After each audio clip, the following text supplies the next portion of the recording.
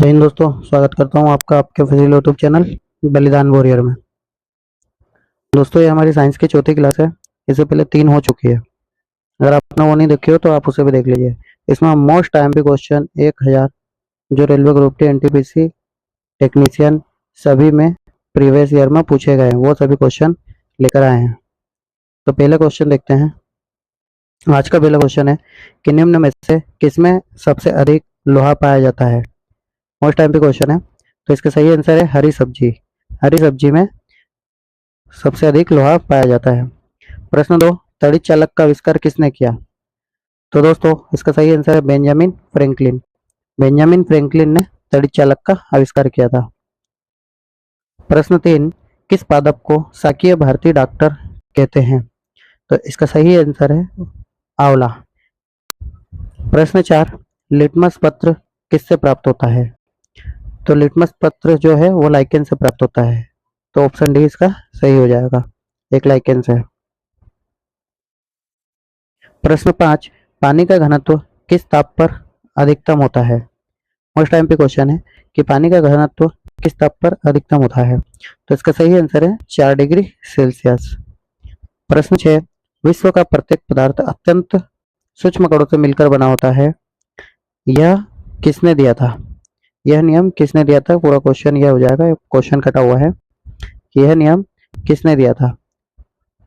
तो दोस्तों, यह नियम है जो कणाद ने दिया था। इसका सही आंसर है कणाद ने। प्रश्न 7, किसी बिजली की इस्त्री को गर्म करने के लिए किस धातु का प्रयोग किया जाता है। यहाँ पे आगे क्वेश्चन है किया जाता है। तो दोस्तों, इसका सही आंसर है नाइक्रोम। नाइक्रोम का प्रयोग किया जाता है। प्रश्न 8 है कि निम्नलिखित में से किसकी उपस्थिति के कारण दूध में मिठास आ जाती है। तो दोस्तों, इसका सही आंसर है लैक्टोज। लैक्टोज के कारण दूध में मिठास आ जाती है। अगला क्वेश्चन है क्वेश्चन नंबर 9, विश्व में सबसे लंबा पौधा कौन सा है। विश्व में सबसे लंबा पौधा कौन सा है, मोस्ट आईएमपी क्वेश्चन है और ये ग्रुप डी में पूछा गया क्वेश्चन है। तो इसका सही आंसर है यूकेलिप्टस। यूकेलिप्टस है जो विश्व में सबसे लंबा पौधा है। प्रश्न 10, पौधों की लंबाई में वृद्धि के लिए आवश्यक नहीं है। तो क्या आवश्यक नहीं है, तो वो है सोडियम। सोडियम जो है पौधों की लंबाई में वृद्धि के लिए आवश्यक नहीं है। प्रश्न 11, पत्ती के लाल, नारंगी और पीला रंग किसके कारण होता है। तो इसका सही आंसर है कैरोटीनॉइड के कारण। कैरोटीनॉइड के कारण पत्ती का रंग लाल, नारंगी और पीला होता है। प्रश्न 12, निम्नलिखित में से किस रंग की सर्वाधिक तरंगदैर्घ्य होती है। तो इसका सही आंसर है दोस्तों लाल। लाल। और सबसे कम तरंगदैर्घ्य किसकी होगी, तो होगी बैंगनी की। बैंगनी की क्या होगी, सबसे कम तरंगदैर्घ्य। अगला क्वेश्चन देखिए। प्रश्न 13, महान वैज्ञानिक आर्किमिडीज किस देश से संबंधित है। आर्किमिडीज किस देश के थे। तो ये जो थे दोस्तों, ये ग्रीस के थे। तो इसका सही आंसर है ग्रीस। प्रश्न 14, न्यूटन मीटर किसका मात्रक है। न्यूटन मीटर किसका मात्रक है। तो इसका सही आंसर है ऊर्जा। ऊर्जा का जो मात्रक है वो न्यूटन मीटर है। प्रश्न 15, गुर्दे की संरचनात्मक और कार्यात्मक इकाई है। तो ये क्या है दोस्तों, उसे कहते हैं नेफ्रॉन। नेफ्रॉन जो है गुर्दे की संरचनात्मक और कार्यात्मक इकाई है। प्रश्न 16, जब मेक संख्या 1 हो तो ध्वनि को क्या कहते हैं। मोस्ट एमपी क्वेश्चन है। मोस्ट एमपी क्वेश्चन है ये कि जब मेक संख्या 1 हो तो ध्वनि को क्या कहा जाता है। तो उसे क्या कहा जाता है दोस्तों, तो उसे कहा जाता है ध्वनिक।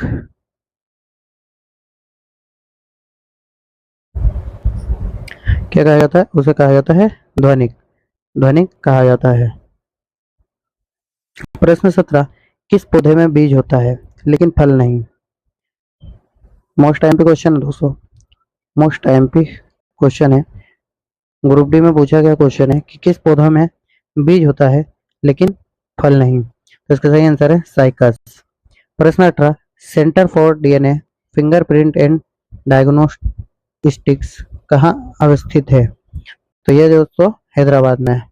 इसका सही आंसर है हैदराबाद। प्रश्न 19, प्रोटीन के निर्माण में आधारभूत इकाई क्या होती है। तो इसका सही आंसर है दोस्तों अमीनो अम्ल। प्रश्न 20, प्रोटीन बनाने के लिए कितने अमीनो अम्ल की आवश्यक होते हैं? तो इसका सही आंसर है option C 20।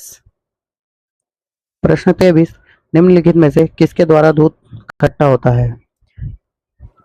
Most MP question है दोस्तों कि निम्नलिखित में से किसके कारण दूध खट्टा होता है? तो वो है बैक्टीरिया। बैक्टीरिया के कारण दूध खट्टा होता है। प्रश्न 24, भोजन का पाचन किस अंग से प्रारंभ होता है?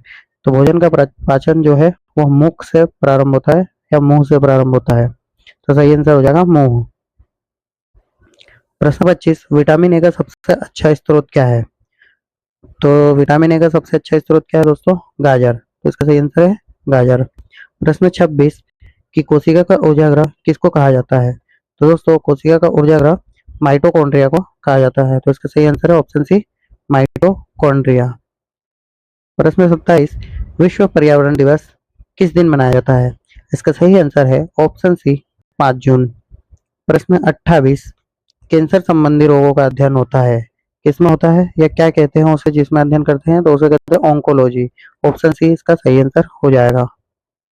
प्रश्न 30 की प्रश्न 29, केंद्रीय औषधि शोध संस्थान CDRI कहाँ स्थित है? तो इसका सही आंसर है ऑप्शन सी लखनऊ। लखनऊ में स्थित है।